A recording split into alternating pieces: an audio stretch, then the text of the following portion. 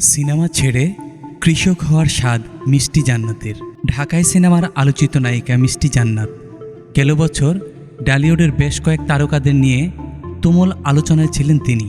তার মধ্যে উল্লেখ ছিল সাকিব খানের হবু স্ত্রী হওয়ার গুঞ্জন নিয়ে। তবে সেসব আলোচনা এখন অতীত। এখন নিজের কাজ নিয়েই ব্যস্ত এই নায়িকা। যেমন প্রায়ই দেশের বাইরে অবস্থান করতে দেখা যায় তাকে। বিশেষ করে নায়িকার সবচেয়ে বেশি আসা যাওয়া দুবাইতে। সেখানে রয়েছে তার নানান ব্যবসা। বড় কিছু প্রতিষ্ঠানের শেয়ার হোল্ডারও তিনি। বলা যায় ব্যবসায়িক কাজেই দুবাইতে এত যাতায়াত মিষ্টি জান্নাতের। কিন্তু এত কিছুর মাঝেও সেই ঘুরে ফিরে চলে আসে মিষ্টি জান্নাতের রঙিন দুনিয়ার প্রসঙ্গে।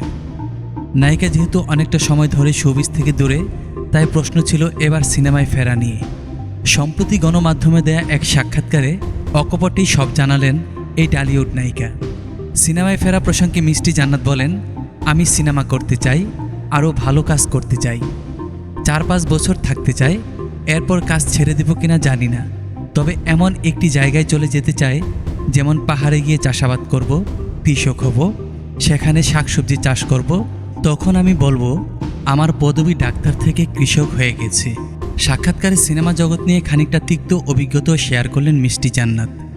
নায়িকার কথায় মিডিয়াতে প্রডিউসাররা মনে করেন নায়িকাকে যা বলবে তাই শুনবে। পরে যখন আমার সিনেমা অলমোস্ট শেষ, সে সময় উনি ডেকেছিলেন আমাকে, রুমে নক করেছিলেন রাতের বেলা। আমি তো আর যাই না। পরে তিনি আমার সাথে খুব বাজে বিহেভ করেছেন, যা স্মরণীয় হয়ে থাকবে। উল্লেখ্য 2014 সালে লাভ স্টেশন সিনেমার মাধ্যমে রূপালী পর্দার কেরিয়ার শুরু করেন মিষ্টি জান্নাত। এরপর নিয়মিত কাজ করেছেন সিনেমায়। নায়িকা পরিচয়ের পাশাপাশি তার পরিচয় একজন চিকিৎসকও।